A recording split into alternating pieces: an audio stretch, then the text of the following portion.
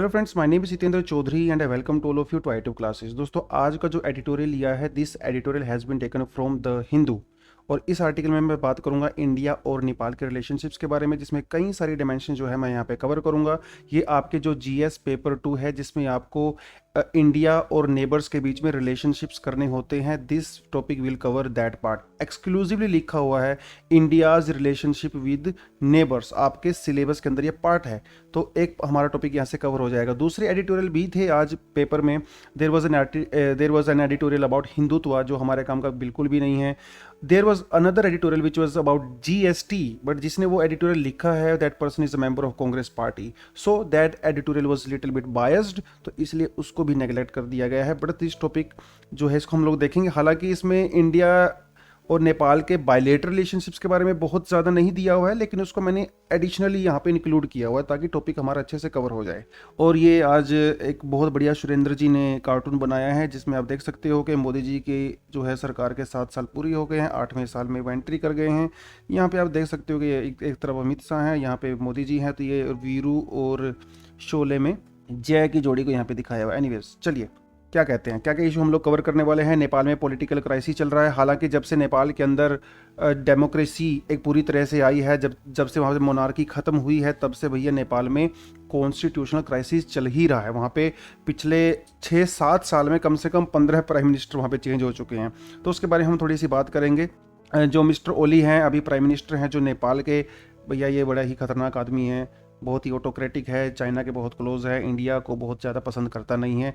India Nepal के relationship के बारे में थोड़ी बात करूंगा, और what is the role of China in Nepal थोड़ा सा ब्रीफ में डिस्कस करूंगा। वैसे बहुत बड़ा रोल है नहीं, पॉलिटिकली इकोनॉमिकली है, तो उसके बारे में थोड़ी सी मैं यहाँ पे बात करूंगा। तो नेपाल में इस टाइम चल क्या रहा है। नेपाल की इस टाइम पे प्रेसिडेंट है वो है विद्या देवी भंडारी जी, जो केपीएस कोहली जी के काफ़ी क्लोज हैं, उनकी फ्रेंड हैं। इन्होंने वहाँ के लोअर हाउस को डिसोल्व कर दिया है। लोअर हाउस मतलब जैसे हमारे यहाँ पे लोकसभा होता है, जो लोअर हाउस होता है, राज्यसभा अपर हाउस होता है। कई स्टूडेंट यहाँ पे कंफ्यूज हो जाते हैं।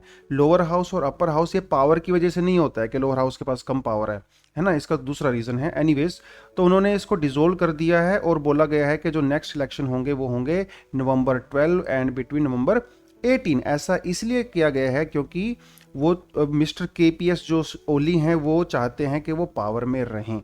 ये सब पॉलिटिकल क्राइसिस वहाँ पे चल रहा है, जिसके बारे में थोड़ा सा डिटेल में मैं चर्चा करूँगा यहाँ पे। लेकिन आगे बढ़ने से पहले इस प्रॉब्लम की जड़ तक जाना जरूरी है कि ये स्टार्ट कैसे हुआ, क्या क्या चीज़ें हैं वहाँ पे। देखिए, नेपाल की जो पॉलिटिक्स है ना दोस्तों, it is like game of thrones. अगर इसके ऊपर अगर हॉलीवुड वाले एक बढ़िया सा सीज़न बना देंगे ना, सीरियसली बहुत शानदार चलने वाला है, क्योंकि यहाँ पे बहुत कुछ होता है जी थ्रोन के लिए। ठीक है, उसके बारे में हम लोग बात करेंगे। देखिए 2008 में नेपाल के अंदर मोनार्की का एंड हुआ था। मतलब इससे पहले यहाँ पे जो है राजा महाराजा हुआ करते थे, कुछ फॉर्म में इलेक्शंस होते थे, बट मेजोरिटी कंट्रोल उनका भी था। लेकिन 2008 में वो कंप्लीटली उसको बंद कर दिया गया मोनार्की को, और वहाँ पे डेमोक्रेसी जो है पॉलिटिक्स चली। तो 2008 में उन्होंने अपना एक कॉन्स्टिट्यूशनल असेंबली बनाई, जैसे इंडिया में कॉन्स्टिट्यूशनल असेंबली बनाई गई थी कि वो कॉन्स्टिट्यूशन बनाएगी। अब इसकी जो लिमिट थी वो थी 2013, लेकिन 2013 तक भी वो कॉन्स्टिट्यूशन बन नहीं पाया, तो 2 साल उसको और लग गए। तो 2015 में नेपाल के अंदर कॉन्स्टिट्यूशन बनाया गया। यहाँ पे इंडिया का भी कुछ रोल था। इंडिया ने वहाँ पे बहुत सारी सजेशंस दी, रिकमेंडेशंस दी। हालांकि बाद में इंडिया को लेके वहाँ पे थोड़ी पंगे भी हो गए, क्योंकि मधेसी वाला इशू आपने सुना होगा। मधेसी इशू, नेपाल जो है ना वो 3 जगह में ऐसे बटा हुआ है। एक आपका जो है नॉर्थ नेपाल होता है, एक आपका मिडिल नेपाल होता है, जिसको जो है पहाड़ी बोलते हैं, ऊपर वाले को हिमाल बोलते हैं, और नीचे वाले को जो साउथ में है इसको बोलते हैं तराई रीजन। अब ये तराई रीजन है, ये यूपी और बिहार के बिल्कुल बाउंड्री पे है, तो क्योंकि यहाँ पे देखो वीज़ा वगैरह लेके जाने की ज़रूरत है नहीं। तो नेपाल की बहुत सारी गर्ल्स जो है वहाँ इंडिया में शादी होती है, इंडिया की बहुत सारी गर्ल्स की नेपाल में शादी होती है, और पॉपुलेशन में ये मधेसी सबसे ज़्यादा हैं। लेकिन जब पॉलिटिकल पावर कंट्रोल की बात आती है, तो वो ज़्यादातर कंट्रोल जो है वो पहाड़ी लोगों के हाथ में है। पहाड़ी लोगों की पॉपुलेशन कम होते हुए भी उनकी रिप्रेजेंटेशन वहाँ पे ज़्यादा है इन न्यू कॉन्स्टिट्यूशन, जिसकी वजह से मधेसी लोग बहुत ज़्यादा नाराज़ हो गए। वो चाहते थे कि हमें वहाँ पे ज़्यादा रिप्रेजेंटेशन मिले। दूसरा, एक उस कॉन्स्टिट्यूशन के अंदर एक ऐसा जो है कानून बना दिया गया था, एक ऐसा प्रोविज़न डाल दिया गया था कि अगर आपको नेपाल की सिटीजनशिप लेनी है तो आपके दोनों पेरेंट्स नेपाली होने चाहिए। अब वो कैसे पॉसिबल, अगर उनकी शादियां जो है इंडिया में हो रही हैं तो वो पॉसिबल नहीं है। उसको लेके भी विदेशी लोग बहुत ज़्यादा नाराज़ थे, बहुत ज़्यादा वहाँ पे प्रोटेस्ट हुए, वहाँ पे दंगे हुए, वो सब चीज़ें हुई। उसका इंडिया के ऊपर ब्लेम लगाया गया कि इंडिया जानबूझ के ऐसा करवा रहा है। उसके बाद से इंडिया और नेपाल के रिलेशनशिप काफ़ी बिगड़ते हुए भी नजर आए। इसके बारे में हम सबको पता है। देखिए नेपाल जो है वो लैंड लॉक कंट्री है। अपनी ट्रेड के लिए 99% नेपाल का जो ट्रेड है वो इंडिया के थ्रू ही होता है, इंडिया नेपाल बाउंड्री। अब जब वो वहाँ पे राशन पानी तेल वगैरह 100% के आसपास जो है नेपाल की जो भी ऑयल रिक्वायरमेंट होती है वो इंडिया पूरी करता है। तो जब राइट्स वगैरह चल रहे थे तो पूरा नेपाल वो स्टैंड स्टिल हो गया था, वहाँ पे इकोनॉमिक एक्टिविटीज़ पूरी तरह से रुक गई थी and blame was on India according to the Nepal. तो नेपाल इंडिया का रिलेशनशिप उस टाइम पे वहाँ थोड़ा सा ख़राब होने स्टार्ट हो गए थे। एनीवेज, तो कॉन्स्टिट्यूशन बनाने की बात चली तो 2015 में फाइनली कॉन्स्टिट्यूशन उनका जैसा भी था वो बन के तैयार हुआ एंड 2017 में वहाँ पे इलेक्शंस हुए। ठीक है, नेपाल के अंदर भी इंडिया की तरह मल्टी पार्टी सिस्टम है। देखिए नेपाल की पॉलिटिक्स जो है किसी गेम ऑफ थ्रोन से कम नहीं है। तो देखते हैं यहाँ पे कौन कौन से प्लेयर्स हैं। नेपाल की पॉलिटिक्स को थोड़ा सा ब्रीफ में आपको समझाता हूँ। नेपाल में जब मोनार्की एंड हुई तो बेसिकली वहाँ पे ये 3 पॉलिटिकल पार्टी उस टाइम पे एग्जिस्ट करती थी। एक थी नेपाल कांग्रेस पार्टी जो नेपाल की बहुत पुरानी पार्टी है, 1950 और 60s से ये पार्टी है, डेमोक्रेसी में बिलीव करती है। शेर बहादुर देओड़ा जी इसके जो है हेड हैं प्रेजेंटली, जो और उससे पहले कोइराला फैमिली के अंदर इसकी पावर रही है, जो मनीषा कोइराला है ना, उसी की फैमिली से रहे हैं। दूसरे हैं केपीएस ओली की पार्टी है जिनका नाम है कम्युनिस्ट पार्टी ऑफ नेपाल, जिसे यूएमएलबी कहा जाता है, यूनिफाइड मार्क्सिस्ट लेनिनिस्ट। तीसरी पार्टी है वो है नेपाल कम्युनिस्ट पार्टी जिसे माओइस्ट और एमसीबी कहा जाता है। इसके जो हेड है वो है प्रचंडा। मिस्टर प्रचंडा जी जो हैं एक इंसर्जेंसी में बिलीव करते थे, वायलेंस में बिलीव करते थे, मोनार्की के अगेंस्ट ये वायलेंस करते थे। ये भी वायलेंस में बिलीव नहीं करते हैं, ये तो खैर करते ही नहीं है। तो ये 3 पॉलिटिकल पार्टी थी, लेकिन जब बाद में वहाँ पे कॉन्स्टिट्यूशनल रिफॉर्म्स हुए तो मिस्टर प्रचंडा भी जो है पीसफुल जो है वे में पॉलिटिक्स के अंदर इन्होंने एंट्री कर लिया। तो these 3 are the big major players hair.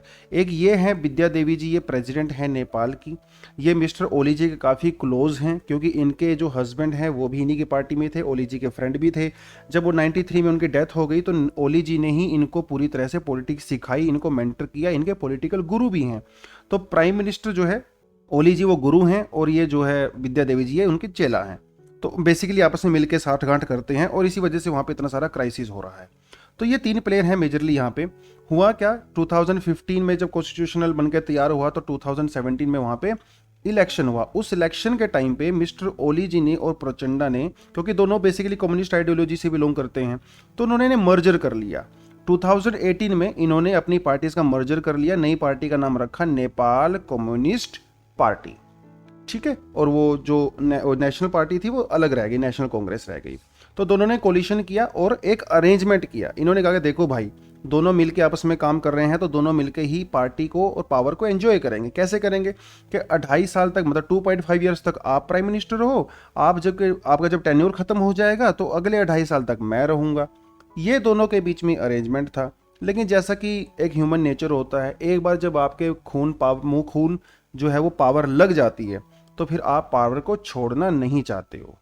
कोई भी इंसान होता है, बहुत रेयरली लोग ऐसे होते हैं जो इस सिंड्रोम से ऊपर उठ जाते हैं, लेकिन एक बार पावर अगर आपके हाथ में आ जाती है ना, कोई भी उसको छोड़ना नहीं चाहता है। तो मिस्टर ओली भी भैया इसी पावर चक्कर में फंस गए। जब 2.5 साल कंप्लीट हुए तो ओली जी ने जो है वो सीट छोड़ने से मना कर दिया। ओली जी को इस बात का पहले से ही पता था, इसलिए उन्होंने जो है, जो प्रचंडा जी के जो फेवर करते थे, इनके सपोर्ट के जो लोग थे, उनको ऑलरेडी पार्टी के दूसरे पदों से हटाना शुरू कर दिया था। अब मिस्टर ओली जी क्या है, ये प्राइम मिनिस्टर भी हैं और ये नेपाल जो कम्युनिस्ट पार्टी है इसके प्रेसिडेंट भी हैं, पार्टी के प्रेसिडेंट हैं, ठीक है, और कंट्री के प्राइम मिनिस्टर हैं। ये दोनों पोस्ट एक ही आदमी के पास है। प्रचंडा जी ने कहा कि देखो भैया, आप एक पोस्ट रखो, या तो प्राइम मिनिस्टर वाली पोस्ट रखो या फिर ये पार्टी के प्रेसिडेंट वाली पोस्ट रखो। ओली जी ने बोला मैं तो दोनों रखूंगा। तो इसके वजह से जो है प्रचंडा जी के बीच में और ओली जी के बीच में झगड़े स्टार्ट हो गए। उसके अलावा जो ओली जी की पार्टी के सीनियर लोग थे वो भी उनसे नाराज थे बहुत बातों को लेके। तो प्रचंडा और जो सीनियर मोस्ट लोग हैं इनके बीच में आपस में जो है कोलिशन होना स्टार्ट हो गया। इस बात को ओली जी को इन्होंने भांप लिया था कि ऐसा कुछ होने वाला है, अब ये तुम्हारे अगेंस्ट में जाएंगे, वो सारी की सारी चीजें हैं। अब ये जब क्राइसिस, इंटरनल क्राइसिस चल रहा है, तो ओली जी को एक अपॉर्चुनिटी मिली जिसकी वजह से वो पूरे कंट्री का ध्यान इस प्रॉब्लम से हटा सकें। वो प्रॉब्लम आई है इंडिया की फॉर्म में।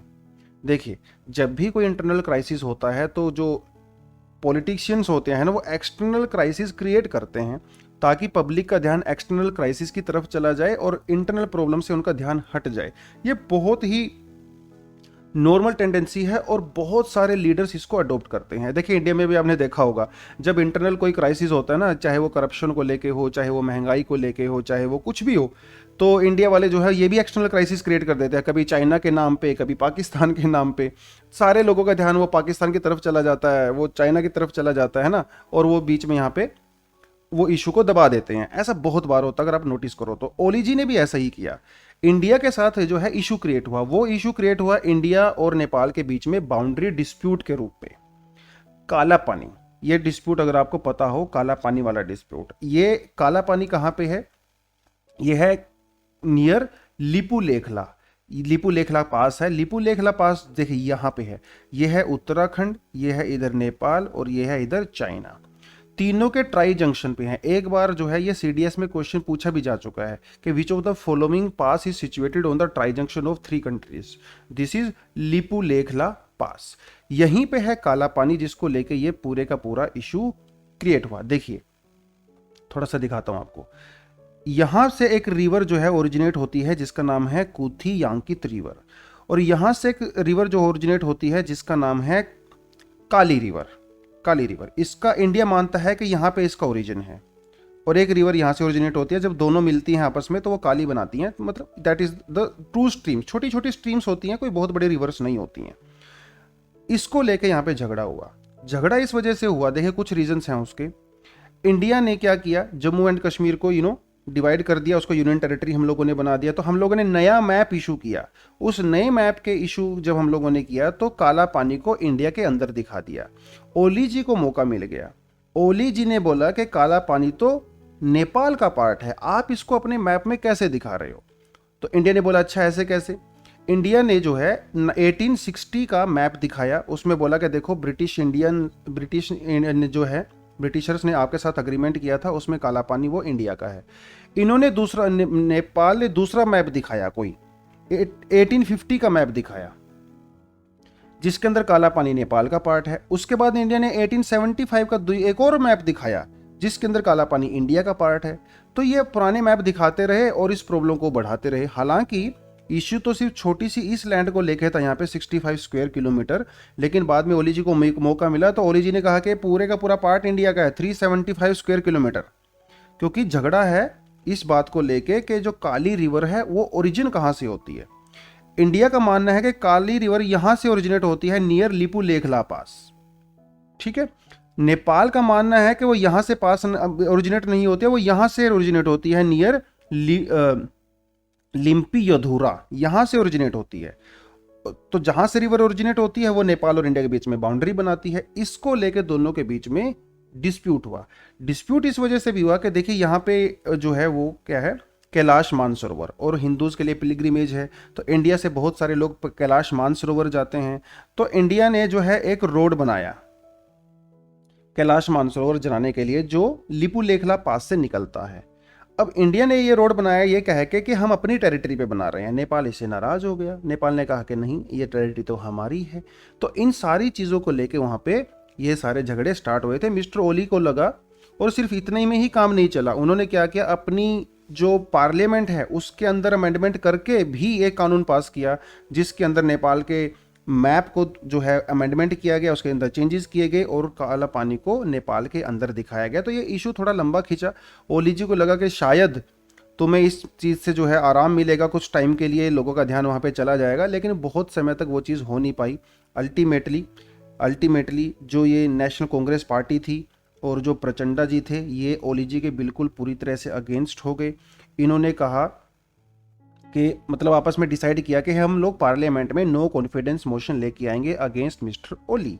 नो कॉन्फिडेंस मोशन आपको पता ही है, वो ये दिखाने के लिए होता है कि जो इस टाइम पे पार्टी के लीडर हैं वो जो है मेजोरिटी लोगों का सपोर्ट एंजॉय नहीं करते हैं।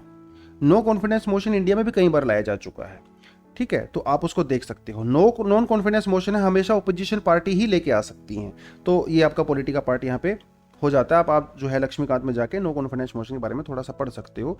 तो ये नेपाल के अंदर हुआ, इंडिया के अंदर नहीं हुआ।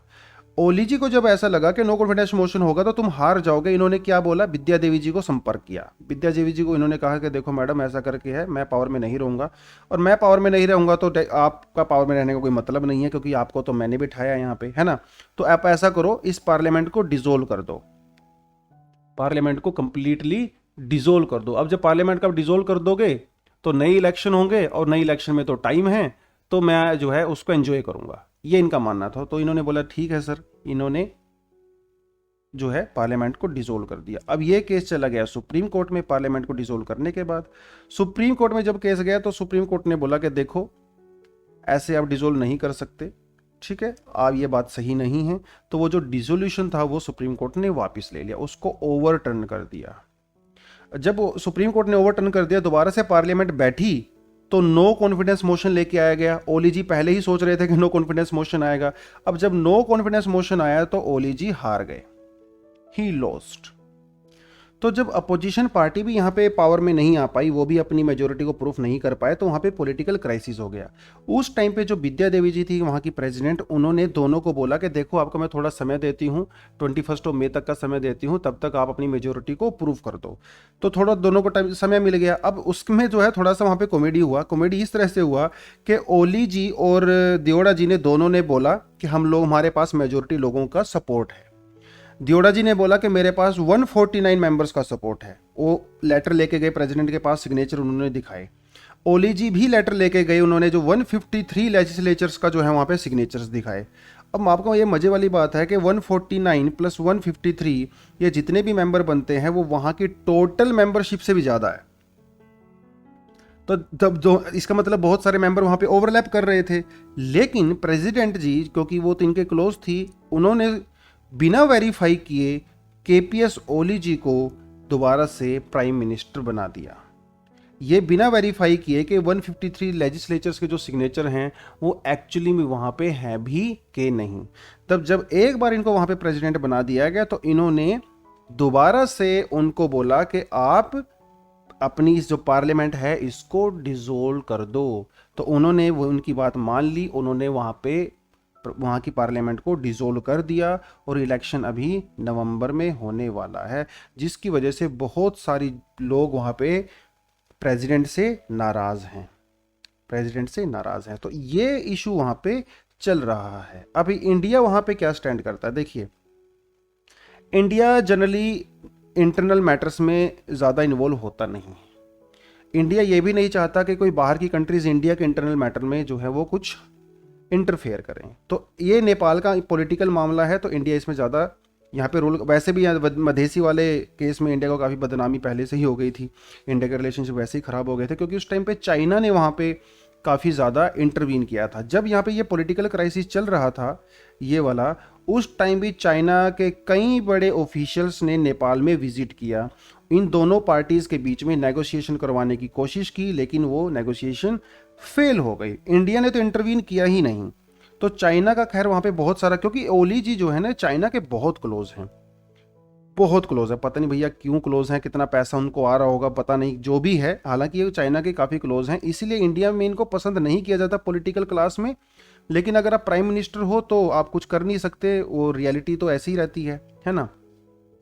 चलिए, तो इंडिया जो है एक फ्रेंडली रिलेशनशिप उसके साथ रखना चाहता है, रियलिस्टिक वर्ल्ड व्यू जिसको बोलते हैं। देखिए, एक होता है आइडियलिस्टिक वर्ल्ड व्यू कि हम लोग जो है एक अच्छे आदमी को सपोर्ट करेंगे, एक होता है रियलिस्टिक वर्ल्ड व्यू, मतलब हम एक ऐसे इंसान को सपोर्ट करेंगे जो हमारे लिए फ़ायदा करता है, वो होता है रियलिस्टिक वर्ल्ड व्यू। मतलब सच्चाई में जीने वाली बात होती है ना, सच्चाई में जियो, है ना, ऐसे ही कोई अपनी दुनिया बना के मत जियो। जैसे म्यांमार की अगर हम लोग बात करें, इंडिया डेमोक्रेसी में बिलीव करता है, लेकिन म्यांमार के अंदर बहुत टाइम से 1960s से वहाँ पे मिलिट्री रूल है। इंडिया किसी भी तरह से मिलिट्री रूल को सपोर्ट नहीं करता है, लेकिन क्योंकि म्यांमार हमारा नेबर है, इसी वजह से हम उसको जो है उनके साथ अच्छे रिलेशनशिप बना के रखने पड़ते हैं। It is a realistic world view rather than idealistic world view, है कि नहीं।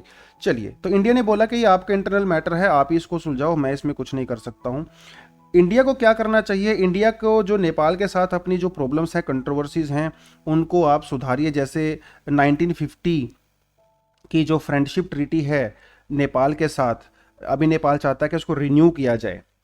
ठीक है, अगर रिन्यू करेंगे तो जो इश्यूज हैं, जो काला पानी वाला इशू है, बॉर्डर डिस्प्यूट, जो ट्रेड रिलेटेड इशू हैं, उसको दूर करना चाहिए। देखिए, इंडिया और नेपाल के बीच में जो है लगभग 9 बिलियन जो है डॉलर का ट्रेड होता है, जिसमें से 1 बिलियन डॉलर हम लोग नेपाल से इंपोर्ट करते हैं और 8 बिलियन डॉलर एक्सपोर्ट करते हैं नेपाल को। तो बहुत ज़्यादा ट्रेड जो है यहाँ पे डेफिसिट है दोनों के बीच में, जो एक ट्रेड के लिए हेल्दी नहीं है। इस तरह के इशू को भी इंडिया को सोल्व करना चाहिए। इंडिया की बहुत सारी इन्वेस्टमेंट हमने वहाँ पे कर रखी है, चाइना ने हमसे ज़्यादा इन्वेस्टमेंट कर रखी है डेफिनेटली, तो उस चाइना वाले फैक्टर को भी यहाँ पे जो है हम लोगों को कंसिडर करना चाहिए। ट्रीटी के बारे में ऑलरेडी आपको बता दिया है, ठीक है। तो ये ट्रेड बैलेंस भी ये हमको करना चाहिए। चाइना वाला फैक्टर है, पॉलिटिकली चाइना काफ़ी इन्वॉल्व है वहाँ पे, उस फैक्टर को भी ध्यान में रखना चाहिए। इंडिया और नेपाल का जो हिस्टोरिकल रिलेशनशिप है आपस में, जो कल्चरल रिलेशनशिप है, वो सारी की सारी चीज़ें हैं, उसको ध्यान में रखते हुए culture to culture, people to people relation को और ज़्यादा स्ट्रॉन्ग करना चाहिए। देखिए, India is a big brother. Big brother इसीलिए नहीं है कि वो बुली करे, बिग ब्रदर इसीलिए है ताकि वो छोटे भाई का ध्यान रखे। तो नेपाल की प्रॉब्लम्स को इंडिया इस तरह से ध्यान रखे कि नेपाल हमारे लिए बहुत ही क्रूशियल है, कल्चरली भी है, इकोनॉमिकली भी है और स्ट्रेटेजिकली भी है। तो इंडिया को थोड़ा सा एक बैलेंस बना के चलना चाहिए। वैसे भी आजकल इंडिया के जो नेबर्स हैं, भूटान को छोड़ के सबके साथ रिलेशन ख़राब ही चल रहे हैं, चाहे वो श्रीलंका हो, पाकिस्तान के साथ तो खैर थे ही, है ना, म्यांमार के साथ भी ठीक ठाक नहीं है। एनीवेज, वो सारी की सारी चीज़ें हैं। तो ये आज का इशू था जिसमें थोड़ा सा हम लोगों ने इशूज़ को डिस्कस किया। यहीं पे इसके साथ मैं एंड करना चाहूँगा। लेकिन बहुत ही शानदार कोट जो रॉय टी बेनेट जी ने दिया है, उन्होंने कहा है, let the improvement of your self keep you so busy that you have no time to criticise others. लोग भैया दूसरों को गाली देने में आजकल बहुत मज़ा लेते हैं, है ना। ट्रोल आर्मी तो पूरी आ ना, कोई भी ट्रोल करने, किसी को भी बेइज्जती करने में, किसी को भी ह्यूमिलिएट करने में लोगों को बहुत मजा आ रहा है, क्रिटिसाइज करने में, अपने ऊपर ध्यान नहीं दे रहे। रोहित टी जी का ये मानना है कि आप खुद को इतना इंप्रूव करो, अपने आप को इंप्रूव करने में इतना बिजी हो जाओ ताकि दूसरों को क्रिटिसाइज करने का आपको समय ही ना मिले। क्योंकि जब आप दूसरों को क्रिटिसाइज करते हो, वही नेगेटिव एनर्जी आपको भी गलत इंपैक्ट करती है, ठीक है। तो ये इसका मानना है। चलिए, इतना ही यहाँ पे एंड करते हैं। अगर आपको वीडियो ठीक ठाक लगा है तो इसे लाइक कर दीजिए, अगर दोस्तों के साथ शेयर तो करना ही है। चैनल को सब्सक्राइब करने के बाद बेल आइकन पे ज़रूर क्लिक करें ताकि रोज आपको नोटिफिकेशन सबसे पहले मिले। और अगर ये आपको ये PDF चाहिए तो हमारा व्हाट्सएप वाला ग्रुप आप ज्वाइन कर सकते हो, जिसका लिंक भी डिस्क्रिप्शन बॉक्स में दिया हुआ है। आप हमारे साथ इंस्टाग्राम पे भी आ सकते हो, उसका लिंक भी दिया हुआ है, और टेलीग्राम पे भी आ सकते हो, जिसका लिंक वहाँ पे दिया हुआ है। तो that is all for the day. Thank you very much and all the best. जय हिंद।